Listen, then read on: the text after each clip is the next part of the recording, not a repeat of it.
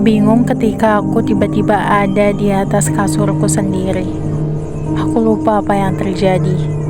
Tapi beberapa saat aku ingat ternyata aku baru saja bangun dari pingsanku setelah kejadian itu. Pada suatu hari, sekolah kami minggu ini membuka perpustakaan sampai larut malam untuk siswa yang ingin belajar dan mempersiapkan ujiannya. Begitu juga aku. Aku sangat fokus belajar di perpustakaan. Tanpa aku sadari, jam menunjukkan hampir pukul 10 malam. Tapi aku memutuskan untuk menyelesaikan tugasku yang tinggal sedikit sebelum pulang. Tanpa aku sadari, hanya aku seorang diri yang ada di perpustakaan itu. Perpustakaan itu sudah sangat sepi total. Dan akhirnya aku memutuskan untuk pulang. Aku berjalan menyusuri lorong yang sepi seorang diri. Hanya ada aku di sekolah ini malam ini.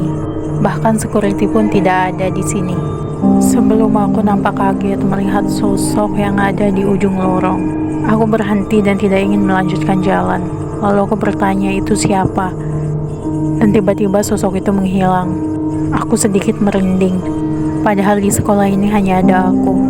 Jika itu orang, kenapa dia kabur? Bagiku malam ini sangat aneh. Padahal jalan ini biasanya ramai. Tapi kenapa saat ini sangat sepi sekali? Kemana semua orang? Aku merasa keheranan. Aku juga sedikit takut menyusuri jalan ini seorang diri. Tiba-tiba di depanku aku melihat bayangan seorang wanita. Aku mendongak dan melihat ada sosok wanita yang berjalan tertatih-tatih seperti orang cacat. Wanita itu tampak menyeret kakinya berjalan. Ia juga terlihat sangat pincang. Aku tidak tahu itu siapa. Aku juga tidak ingin mendahuluinya ketika berjalan. Jadi aku hanya diam dan menunggunya untuk lebih jauh. Tapi wanita itu berjalan sangat pelan hingga aku semakin dekat dengan dia. Dia sekarang ada di depanku. Aku memperhatikan tubuhnya. Tubuhnya penuh dengan luka-luka dan dia berjalan dengan terseok-seok. Aku seketika terdiam. Siapakah wanita ini? Sekarang aku merasa agak takut melihatnya karena dia terlihat sangat benar-benar aneh. Aku kaget lagi ketika wanita itu tiba-tiba diam dan berbalik ke arahku. Wajahnya sangat mengerikan dan penuh darah. Aku sampai membeku di tempat. Aku ingin menangis dan berteriak tapi tidak bisa. Wanita mengerikan itu mendekat ke arahku yang membeku. Lalu ia bertanya, "Di mana putriku?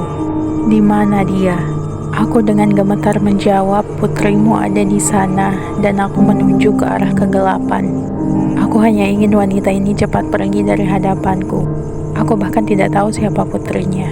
Seketika wanita misterius dan aneh itu langsung pergi dengan cepat ke arah kegelapan yang aku tunjuk. Aku langsung berlari untuk pulang. Rumahku semakin dekat sebelum aku mendengar wanita itu berteriak dari kegelapan.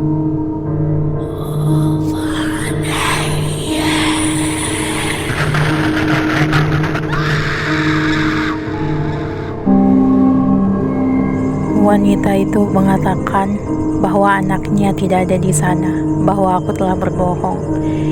Itulah akhirnya kenapa aku pingsan dan aku ditemukan oleh tetanggaku. Sejak saat itu aku tidak berani pulang sekolah malam-malam.